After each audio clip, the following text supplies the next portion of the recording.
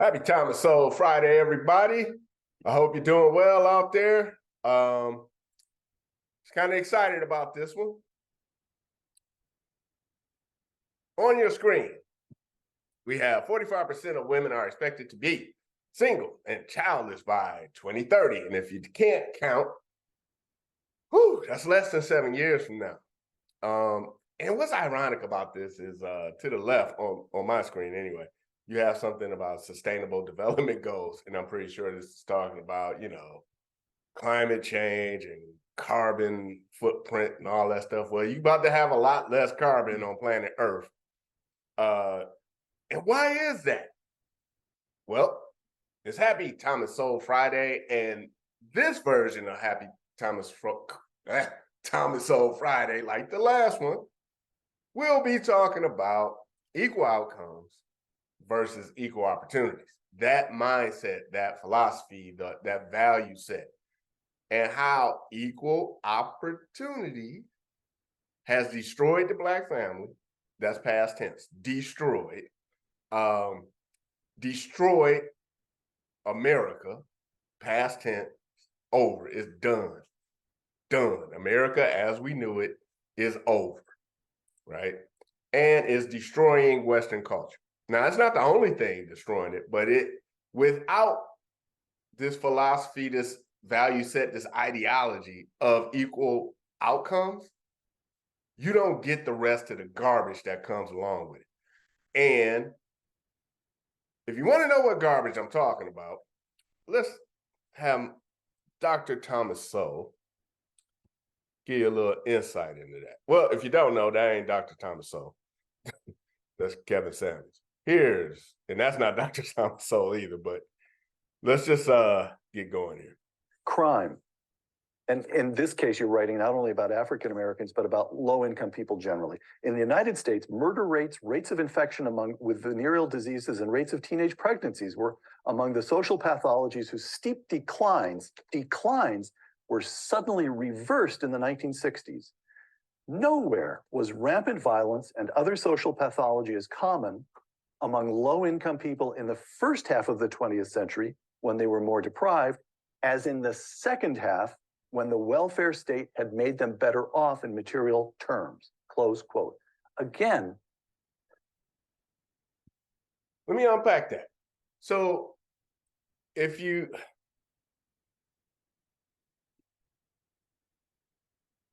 when they were more deprived, as in the second half, when the welfare state made them better off in material terms, that is so important. And I keep saying on this channel that if we had a time machine and we went back 100 years, or maybe even 70 years, and you ask a general American, Black, white, even Native American, new immigrant, whatever, how would you define your success? And their answers would come from a premise of God, country, family, or family, country, God, right? And from that premise, that's how they measured success for the most part. If you're a mother, if you got children, if you're a father, you have a healthy, safe household with children, you have a job, right, that supports your children. Mothers, I got 1 kid, 2 kids, 12 kids. They're all upstanding citizens, da-da-da-da-da. Material was second to that. And if you don't believe that, think about how many of your grandparents had 8 brothers and 4 sisters, and they lived in a 1-bedroom house, right? So it wasn't about the material possession. But with the welfare state, we see a switch in that, where now people born after the 60s, their premise has shifted. What is success to you? It's not about accomplishments, right? What was the woman's biggest accomplishment in the 1940s? Childbearing. What was a man's biggest accomplishment in the 1940s? His ability to take care of his job, to produce enough, take care of his job, take care of his family. His ability to take care of his family, to produce income. He has the skills to produce a certain income to sustain a successful family. Now, fast forward, the premise of how do you view your success is rooted in consumption for the most part. Is how much can you consume? How much material can you get? Right? So it's totally different. And where does that come from? How did that shift happen? Well, in the 1940s, America was about the land of opportunity, not equal outcomes. Right? That's totally different. That's a totally different way of looking at the world. And that's a totally different way of viewing your spouse, the people you're dating, the people you're interacting with. And I'm gonna go on about this a little later, but I'm gonna let him keep going here. Terms, close quote. Again, it's not the intention of anybody enacting the welfare state to cause increases in violence, but it happened. Yes. What was the disconnect between intentions and what emerged? Oh heavens! They misdiagnosed the causes of things, and therefore they misdiagnosed the effect to expect. For example, in the case of venereal diseases, sex education was introduced on a mass basis in the 1960s, and when the arguments for doing it were one, to reduce the level of venereal diseases and of teenage unwanted pregnancies. And both those things have been going down on their own. That is, and by 1960, the rate of infection for venereal diseases was something like half of what it was in 1950. Did you get that? Right? So they introduced sex education. This isn't a moral judgment. This is just what happened. They introduced sex education in the schools, and the outcome was the opposite of what they hoped for. What happened? Why is that? You would think education is better. Well, what they did was they took the responsibility of education away from the home. So good, bad, or indifferent, if you had a dad at the house, his role as a dad, a father, was to provide and to teach responsibility. Right? If you had the mother at the home, her nurture and to be caring, right? And give you a spanking or whatever when your dad wasn't around at work or whatever, right? But this is the government coming in saying, look, we got this. We're going to make sure all of your children learn about sex education. They don't know your kids, right? And the detriment of that you can see in the statistics. Later, everybody's walking around with VD. You ain't get VD from opening up a book. You got VD because they took that responsibility away from the parents, that accountability. You got to look your dad in the face when he's telling you about the birds and the bees and how you need to be responsible if you mess around with a girl. You're going to be held accountable. If I don't hold you accountable, her dad's going to hold you accountable with a shotgun, wedding, or just a shotgun. All right, let's keep going. And then they bring in the sex education, and it turns around and shoots up. Among blacks, the homicide rates among black males declined by 18% in the 1940s, by 22% in the 1950s, and then skyrocketed in the 1960s, wiping out all that progress. And they had a different view of the world, and their view just did not meet the test of time. Mm-hmm. Yeah. All this violence, this is new. I mean, relatively new, right? You had gang warfare and stuff like that when I was growing up, if you want to call it that. But prior to that, like my mom's generation, how many mass shootings was around in the 1950s?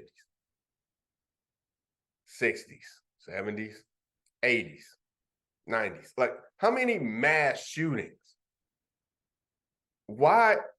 we had guns, we had assault weapons, we had schools, we had bullies, right? We had, what happened? We voted to implement these stupid policies. The effect of these policies the main effect took the father out of the home. You took James Evans out of the projects and you left Florida Evans there with Michael, Thelma, right, in the project. Like, if y'all know what I'm talking about, this is a good time. That's devastating because even though James Evans couldn't provide like the house on the hill and picket fence, what he did provide was security and lessons in responsibility to JJ and Michael and them. Right? You take that out of the family, you take the husband out of the family, replace him with a check from the government, and are we surprised 20, 30 years later, we got all these mass shootings, teenage pregnancies, and hopelessness, everybody trying to commit suicide, and no marriage is sticking together. Okay. One more instance of this kind of retrogression, the family. Again, discrimination and disparities. As of 1960, this one, I just find this one heartbreaking. As of 1960, 2/3 of all Black American children were living with both parents. That declined over the years until only 1/3 were living with both parents in 1995. Among Black families in poverty, 85% of the children had no father present, close quote. So it's not the legacy of slavery that destroys the African-American It's the legacy of the welfare state.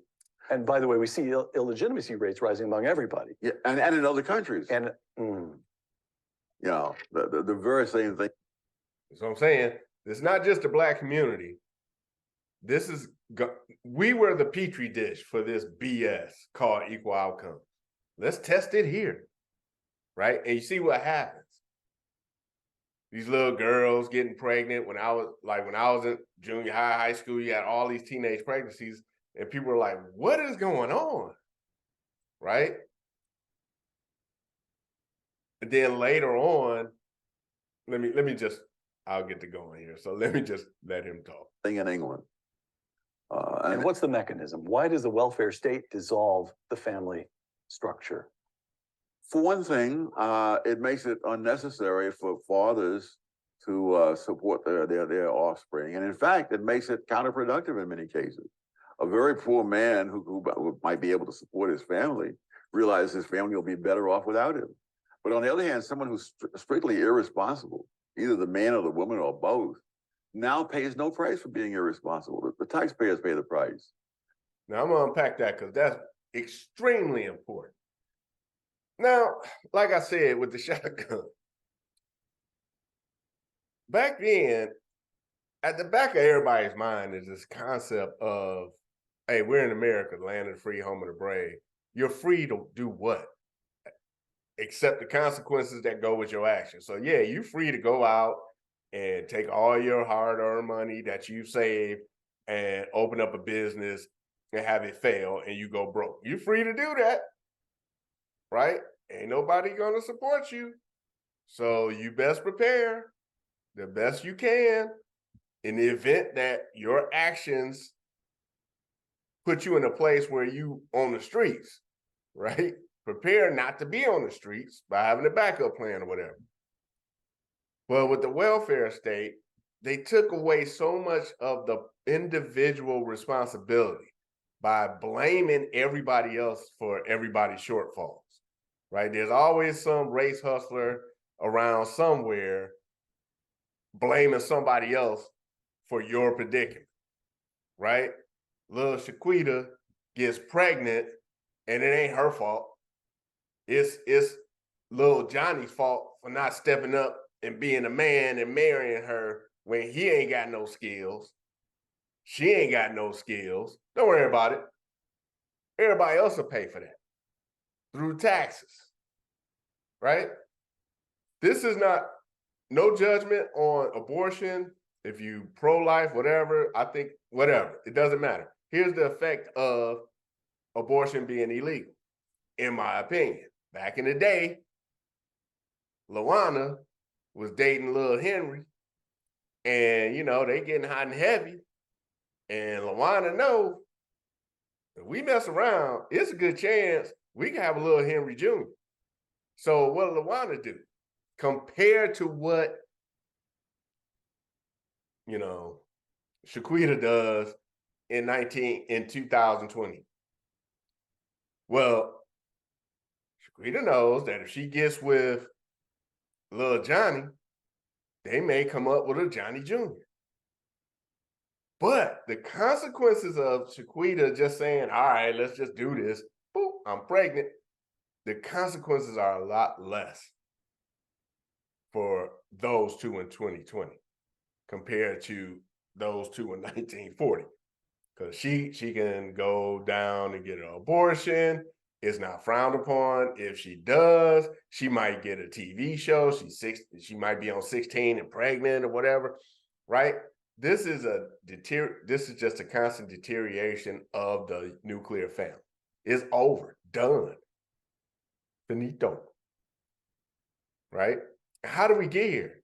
It's the equal outcomes. Now I'm gonna move it over to. We're gonna switch over to everybody's favorite, Kevin Samuels.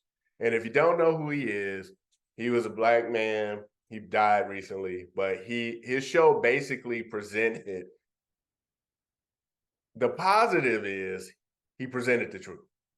The negative is a lot of people thought he just presented Black women in a negative light for money. In my opinion, he presented the truth, period. And a lot of Black women got on this show and they just showed their ass. So it is what it is. And he got some money. But his big concern, in all seriousness, is this.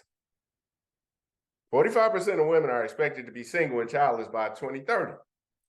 This is unsustainable. Black, white, Hispanic, Asian, this is unsustainable. It means what it means. If half the women in childbearing age are single and childless, we can't sustain a population. And I know if you're 25 years old, you're like, whatever, so what? Dude, this will have devastating effects on not only America, but Western culture, right? And so a lot of times you'll see on Kevin Samuels' show, he'll have a conversation with a young woman, often African-American woman from urban America. And what she displays is aggression, very assertive, always trying to talk over him, always trying to be right, no respect for him. Now, I will say he cuts off people all the time, right? But you see more of almost two men talking than a man and a woman. And I feel that it's been generations since feminine women were the norm in America. Meaning, in 1972, I can go downtown Detroit, throw a rock, and hit a feminine woman. Right? Like in 1992, 2002, 2022, I mean, show me a woman that just oozes femininity. Now, I'm not berating women at all. I'm saying, how do we get here and can we get that back? Because it's absolutely essential for us to reproduce. This is serious, y'all. Men want femininity. Women want masculinity, right? So if it's 2023 and you have no concept of what femininity is, if you think feminine is the trans woman that's representing Bud Light, just think how crazy that is, right? So how do we get here? It's this notion of equal outcomes. We got to take a step back and stop blaming each other. Oh, he ain't this and she ain't that. Why are we moving in these directions? Why are we moving like this? Right? Equal outcomes. as opposed to equal opportunities. If we go back to a mindset of equal opportunities, merit, you will see more marriages sticking together, in my opinion. The reason why a lot of women are single is not because they make more money than men. It's because we view each other from a lens of equal outcomes. For example, you're a woman, you got a master's degree. How come he don't have one? Right? I got a PhD. How come he don't have one? I can take care of myself. How come he can't take care of us? That guy does it. LeBron James can take care of his family. How come he can't take care of his family? Equal outcomes. We don't judge people based on merit. Here's how you judge people based with a mindset of equal opportunity. I had the opportunity to go to college. There was nobody putting pressure on me to, get a car with bad credit so I can go out on dates, right? There was nobody pressuring me to spend all my earn money to meet the opposite sex. So I got to go to college. I graduated. Now, everybody wants to hire women, so I get a job. Now, your counterpart, the dude, he's struggling because if he wants to go on a date, he probably has to work a job, right? He's destroying his credit trying to get a new car, right? His grades aren't as good as yours because you ain't got nothing to worry about. And then if he graduates, and y'all the same age out there on the dating scene, you're looking for equal outcomes. He don't have that equal outcome. So you look down at him. You can't respect him. But if you looked at it merit-based, okay, I went to college, he didn't. What did he do when he wasn't going to college? Well, he was working. He was trying to be an electrician or a plumber or something like that, right? What does he accomplish? I accomplished a college degree. Well, did he accomplish something? Is he trying to accomplish something? Right? Did he have the same opportunity I had, and what did he do with that? Or what is he trying to do with that? That's different than I got 2 degrees. I make, I don't know, $80,000 a year. I'm 30 years old. He's 31 years old. He make $70,000 a year. How is he going to take care of me and him? I can't respect that. How many of those in that situation, how many women would say, well, let me look past that and see what type of character he has? What is he trying to accomplish? What has he accomplished? If he's making $70,000 today, what's the likelihood of him making $140,000 with the right support?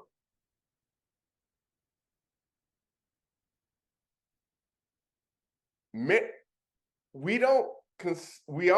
looking at everything through this lens of equal outcomes. And what's ironic is in the Black community, we do that all the time, except in one place. It's called a sports arena. Ain't nobody looking at Isaiah Thomas of the Detroit Pistons and wondering, how come he ain't getting as many rebounds as Shaq did? They're both basketball players. But nobody expects Isaiah Thomas to have the same outcomes as Shaq as far as rebounds are concerned, right? But modern women, I'm not beating up on women. I'm just saying this is what the effect of these policies has had our whole community, especially women, looking at the sex in terms of material acquisition, and you're looking at potential mates through a lens of equal outcomes. Well, my girl, she got a husband and her husband making $80,000 or $180,000. Because I'm just here, should have an equal outcome. No. Now, if you look at that, it's in terms of equal opportunity. You're two women. One of you look better. One of you are fat. One of you are fat. One of you can't talk, can't hold a conversation, right? The marketplace will say, "Hey, you get the better dude. You're both women." Right. And if you look at it like that, I think it solves the problem of a lot of women who are really sixes in the sexual marketplace thinking they're tens. Right. I think it'll be easier for those sixes to accept dudes who are sixes. And then maybe we can start getting together, staying together, and possibly turn this statistic around. If we continue with this equal outcome thing, it's just over. This is unsustainable. Speaking of sustainable developments, it's unsustainable. My opinion is already over. I'm just hoping that something will come along and right this ship. I really don't think it will. I think it's too late. In the comments section, tell me why I'm wrong. Without saying, I'm praying. I just don't. I see we were in a car flying down the road. There's a cliff. You got a few people like Thomas Sowell saying, "Hey, you need to make a right turn," and everybody ignored them. We went off the cliff, and now we're just in free fall. And some of us, when we hit the bottom, some of us will survive, and some of us won't. But I'm hoping that for those of us who do survive, because we're prepared for this fall, when we build this back, we know what to cherish. And one thing we need to cherish is the family unit. And in the family unit, one thing we definitely need to cherish is femininity, right? And so I'm gonna get to this interview with Kevin Samuels. I don't really care about the content of what this young lady is saying. It's how she's saying it, right? Because if you ever saw Kevin Samuel interact with most women, like I said, oftentimes they're very assertive, very aggressive, they got attitude, they gotta be right, they're over talking him, they don't believe statistics. It's just like a combat. It's combative, right? And he's not backing down on purpose. And I respect him for doing that because he's standing as a man saying, look, this is how it is. He's not berating women and all that stuff unless they come at him sideways, right? But this was the norm. When I was a little 5-6-year-old kid, I had an uncle, I ain't gonna say his name, but I had an uncle, right? A great uncle. Everybody was terrified of him. Everybody. Like, it was not, you weren't scared he was gonna come around and shoot you. You had that healthy amount of fear that went along with respect that this is the man. He raised 9 kids. And he was broke.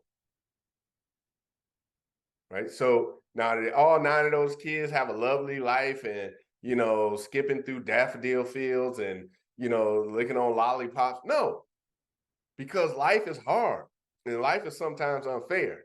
But to my knowledge, he gave them the tools to live life, have their own family, and that's success, right? So let's get into this right quick.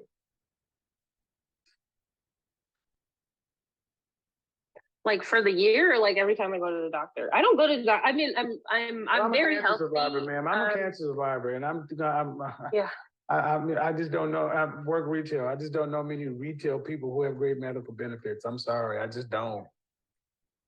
Mm-hmm. I just don't. The company provides a lot of resources. $500,000 worth of $500,000 medical bill, major surgery, chemotherapy. No, ma'am, not retail.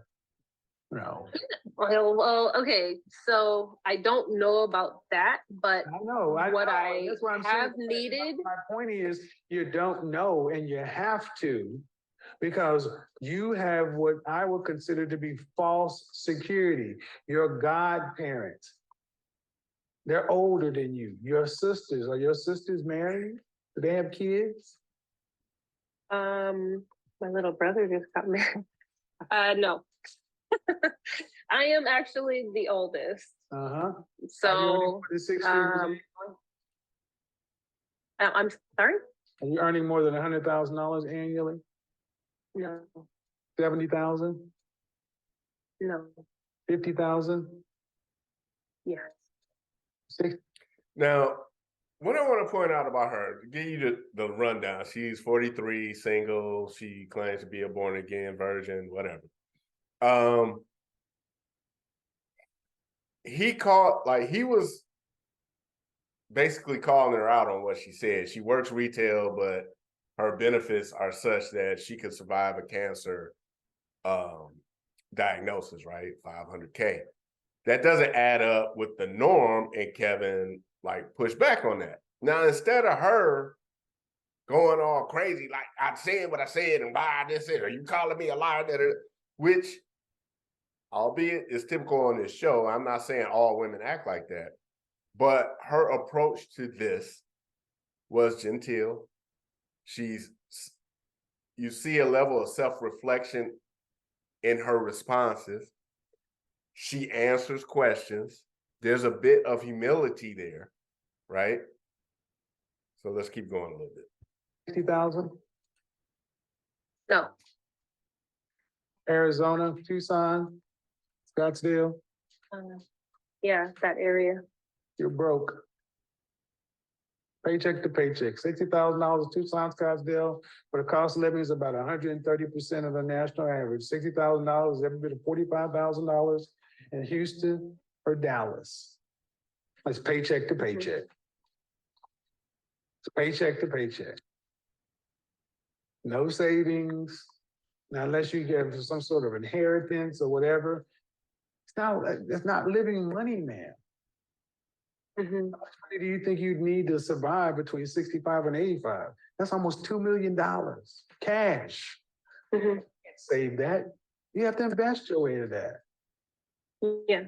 And women feel secure because no one's trying to boop them in the head and take their sandwiches.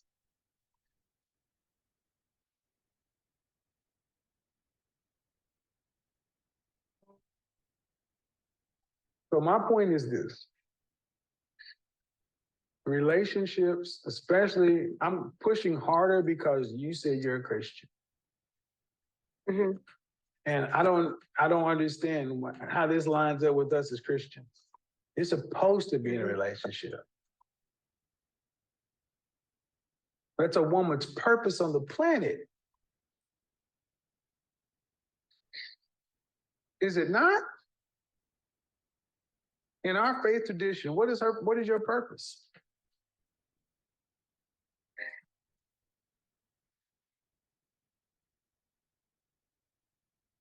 Honestly, yes, there is to be in a relationship, but I also believe that serving and loving God. I feel like you kind of have given me, you kind of just blanketed me because of the things that I've shared in regard to I blanketed you because and stuff like that. Christian woman. Yeah. Yeah, and whose headship are you under? Again, now she disagrees with the guy, right? She disagrees with him, but there's a way to go about that. And the reason I pointed her out is because she's 43. And I believe she was around feminine women. So she saw what that was. She absorbed it, right? But she's 43. If you're 33, you probably didn't grow up in the Black community. The chances of your mother being a feminine woman is very slim, in my opinion. An urban Black woman, right?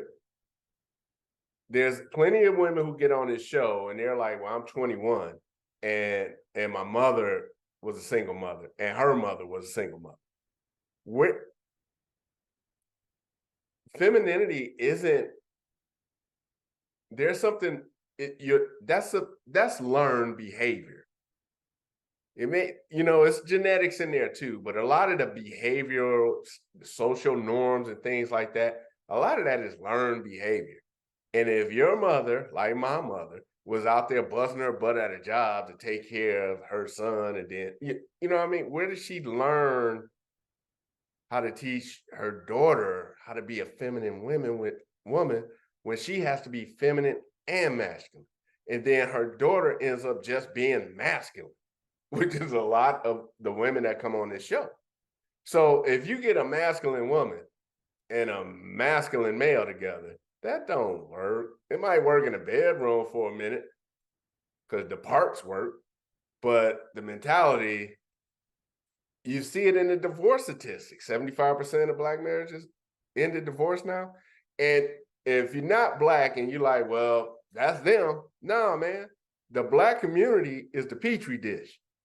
The contagion has seeped out of it. It's seeped out of the Black community. It's in America in general now, white, Black, Hispanic, Asian. We're all going through this because in schools, what are they teaching?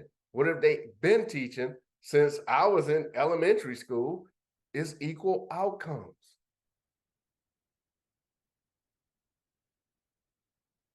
We have to, when this is crashing and burning, and when we survive, those of us who survive, we have to remember that what made America great was this belief in equal opportunity, merit-based system, capitalism, the nuclear family. And for those out there who are dating, here's some dating advice from a total stranger. Don't judge your potential mate based off of what your girl has, right? Don't judge yourself based on what your girl has. Judge yourself based on what you had yesterday. And judge your mate for what he could potentially have in the future. Because you don't want to be one of these women, so many of them went on the Kevin Samuel show.